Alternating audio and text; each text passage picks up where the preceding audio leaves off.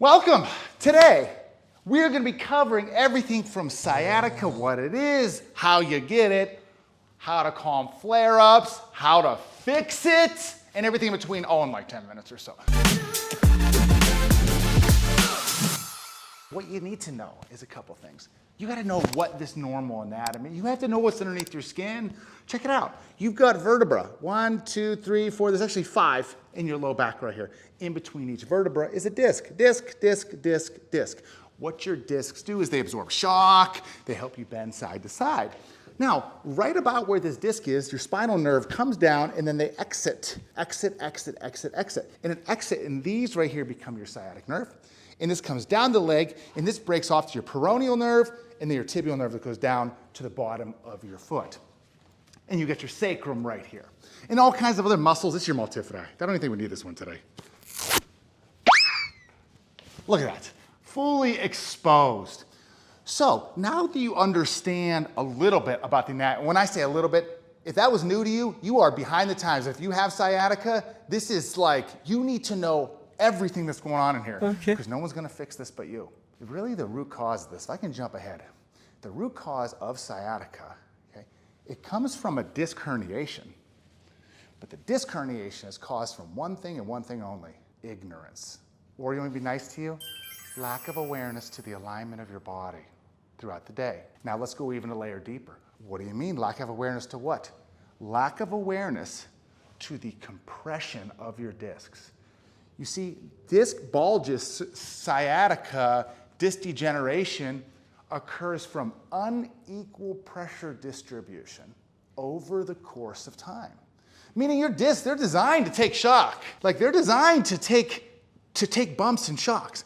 This is equal pressure distribution. This is unequal pressure distribution. It's crunching down one part of the disc, and what it does is it compresses one and it starts bulging out the other side. And so this happens with you. If you show Caitlin maybe a bend, let's do a little side view. Can you do it? Turn this way. For example, if you truly have sciatica, which is categorized as radiating pain that goes down the leg, usually past the knee to the bottom of the foot, top of the foot. Okay, true sciatica comes from a herniated disc. Now, there is also spinal stenosis, and I will help you explain the difference. But if this is from a disc bulge, disc herniation, when you generally bend, it's gonna look like this. Go show them a disc bulge bend.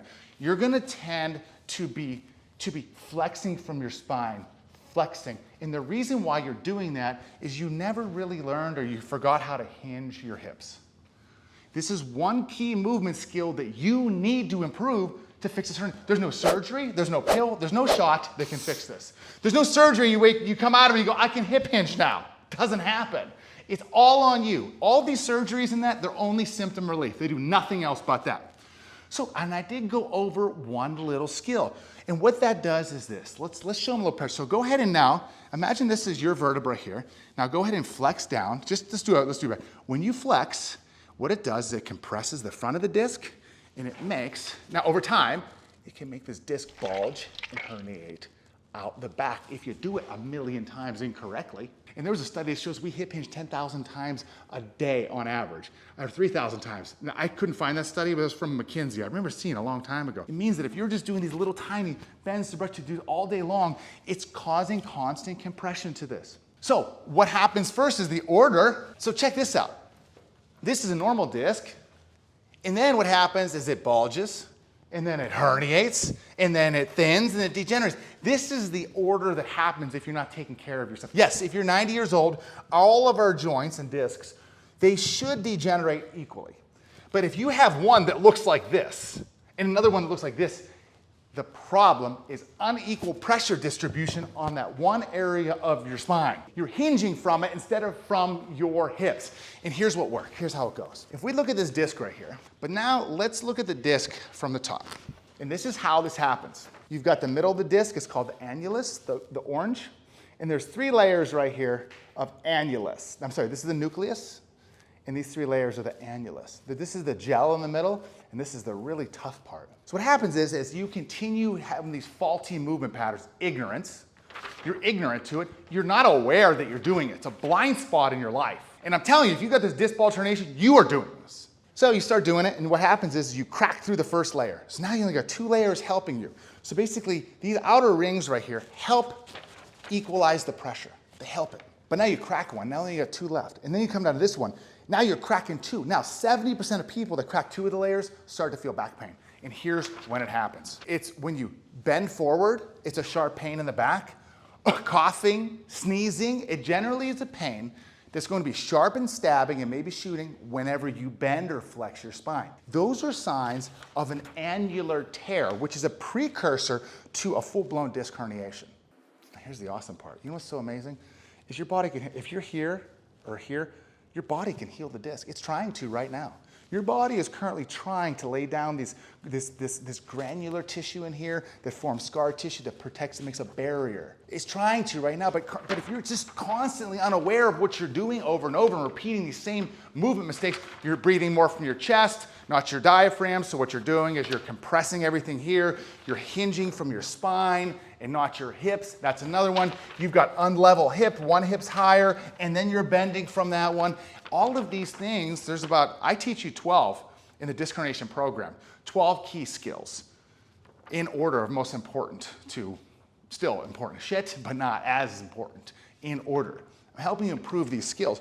But ultimately, when you learn to improve those skills through breathing, through mobility, through different activation, strength, ultimately creating better alignment and pressure distribution, your body can heal. But even if you have a full-blown herniation and the symptoms are that, or that radiating pain that go down the leg. And I mentioned stenosis. Now, stenosis is pain that's worse when you stand or walk. It's sciatica when you stand or walk. If yours is worse when you sit or bend, now that's going to be from a disc. And most people's stenosis is over 45 to over 50 years old. So the point is your body can heal. Those are symptoms and those are signs that you are experiencing a disc bulge, herniation, and sciatica. And you also need to know that your body can heal. Now, what I'm going to do for you guys today, I'm going to give you guys a few exercises to get started. Remember, I'm going to tell you something. This is from my experience, 24 years in healthcare. We've had over 200,000 members in our programs. I've worked with 20,000 patients in person. Our new disc bulge herniation sciatica program is also built on more than 50 peer-reviewed articles. There's no more comprehensive guide on planet Earth to helping you rehab and fix your disc than this one.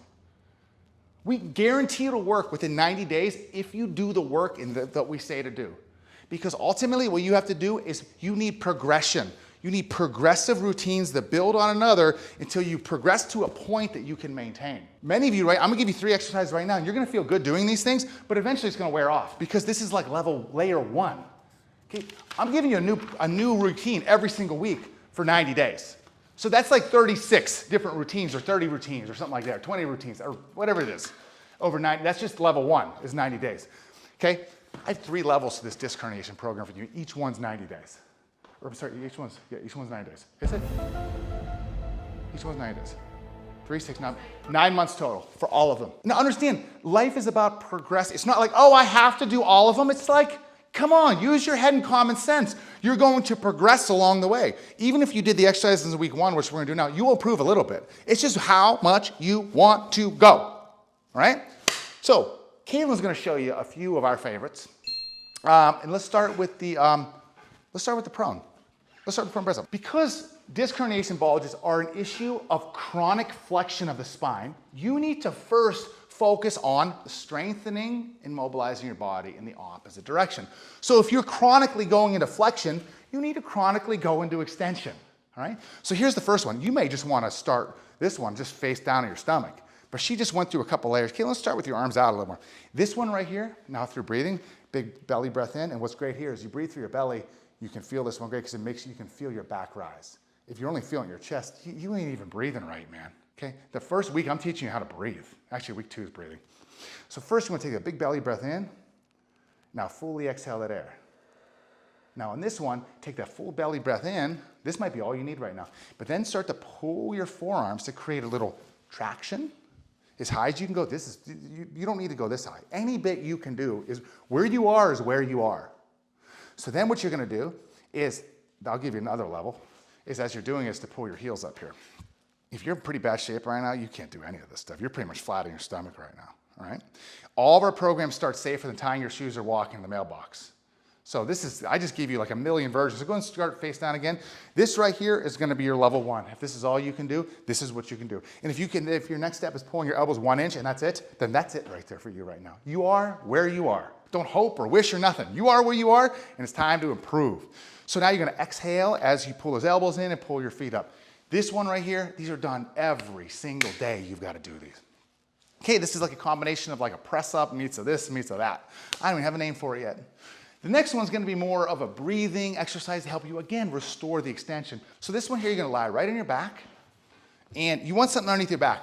A pillow, a cushion. Ideally, you wanna have something, this might be a little too thick for you guys, but right there. And you start with your hips high. Now what you wanna do is you're gonna start with some diaphragm breathing, all the way in and all the way up. Because one of the skills that you're gonna learn, 1 out of the 12, is learning how to brace your core. And what that actually means is not pushing outward into a weight belt. That's probably why you're here to begin with. Core bracing is a lot more sophisticated than that. It's about keeping a controlled pressure in your midsection. The more pressure in your midsection, the more your spine decompresses. It's your own natural spinal decompression unit built into your body, man. So what you're gonna do here, now that you're up on this thing, is you're gonna take that big diaphragm breath in. This time you're gonna push all of your air out and now try to extend over that. Right, so now you're gaining that extension because you've lost it, right? Because you're doing this, so now you're gaining some extension and you're starting to tune up and tune into your breath and controlling the pressure. And you're gonna bring that hip all the way up again, and then you're gonna exhale fully and go ahead and fold back on that block. Great, and if you get somebody there, they can actually hold you up right here, give it a little more spinal tracciones. Great. Let's do the pelvic toes. Let's do it. Now, not the cat-cows that you're doing, that you've done a million times. You know why? Because you just chuck your body into it. How many reps until I'm better? Look, your head, you got to get out of your head, get out of the reps, and get in your body. First of all, you don't do cat-cows correctly. You're throwing your ribs into it. You're not even isolating the correct muscles, which is why you need support right now. So you want to go over the edge of a table, and you want to put your ribs right here, this rib, right on the edge of something table, whatever you got. Good. You can have your hands here. And now, you're going to isolate muscles that are weak on you. Your multifidi and your low back, these are going to be so incredibly, oh, I ripped it off. Remember I ripped it off? I probably should have. But there are these little muscles here. These muscles are statistically, scientifically, what I found everything, they're weak as hell because you don't use them because they're the muscles that extend your spine. You get it? Because you don't know how to extend your spine. You are only flexing your spine. So now, what you're going to do is pull your tailbone to the back of your head on the exhale. Good. To contract these. Can I see that right there, Catherine? Look, these are right here. Okay, they're these. Really, I want you to focus only on these ones that are right about here. They're on both sides of the back. Okay, right here and here. Hold that right there for 5 seconds. You're activating them. Yeah, they're going to be sore tomorrow. You're going to get up and you're going to go, my back hurts. Stop saying hurt. Your back is going to be sore tomorrow because you finally activated muscles you haven't used since the summer of 2008. These muscles right here pulls up. This is actually an exercise. This is like a shit fixing exercise. Hold that right there. These muscles right here are muscles. What they do is they're muscles that hold your posture. If you blow on your disc, this is how you stand. This is how you bend. This is what you do. These muscles here pull your tailbone up and hold it up. These are also endurance muscles. They're meant to hold contractions over a sustained amount of time. So that's why you need to hold these reps. You're not trying to bulk up the muscles. This is an endurance move. Pull that all the way up again and hold that right there. And keep doing a couple of those. These are just 3 for you to do right now. And look, these are safe for everybody as long as you don't jam into them. Know your limits. Start off small. Work your breathing into this thing. Just do a few reps and tomorrow add a little bit more. This ultimately needs to become your daily morning routine, and this is going to be your level 1 of your daily morning routine. Okay? To access your other routines, join the membership, start the disc herniation, disc bulge sciatica program, print off the manual, tells you what to do every day, read the guide. I tell you causes, I go into so much more depth about this stuff. You're gonna understand it all. You join the community, you can post videos to make sure you're doing right inside the community. You're gonna get regular reminders, be part of challenges, win prizes, awards, earn t-shirts, and fix your body and live pain-free. It works for every single human being who does the work. That's great, Kayla, you've done great. She's like, no one told me to stop. Well, you're multifoot. You should feel those tomorrow. So ultimately, understand that fixing your disc herniation, it's taking you 20 years to get here. 10, 15, 20 years to get there. And if you currently have pain, the fear you're having is not from the pain. It's from afraid because you don't understand your body. You don't want to hurt your body. You don't want to make it worse again. Okay, and now when you understand the muscles, the anatomy, you understand more about the discs, you're going to lose the fear because you'll know what's underneath there. These disc herniations, this is not a medical issue, okay? This is a lifestyle issue. And I get the plan, I get the package, it works every time. The path's laid out, it'll guide you right to the water, you just got to drink it. So, disc herniations, disc bulges are a movement issue. It's a pressure distribution issue where you're unequally distributing the pressure of your discs over the course of time, causing them to prematurely wear and tear. You need to learn how to oppose that misalignment into the opposite direction, and then your body will heal again because your body basically replaces itself every 2 years. These discs will heal, the herniation will heal, scar tissues lay down, your nerves regenerate, remyelinate, all naturally built already inside of every single one of you, even if you're 70 years old, it ain't ever too late. So, that's a little bit about the disc herniation bulge sciatica. You now know the program and the plan to do it. So if you got questions, you could ask below. If you don't, just get your ass in the program and fix it.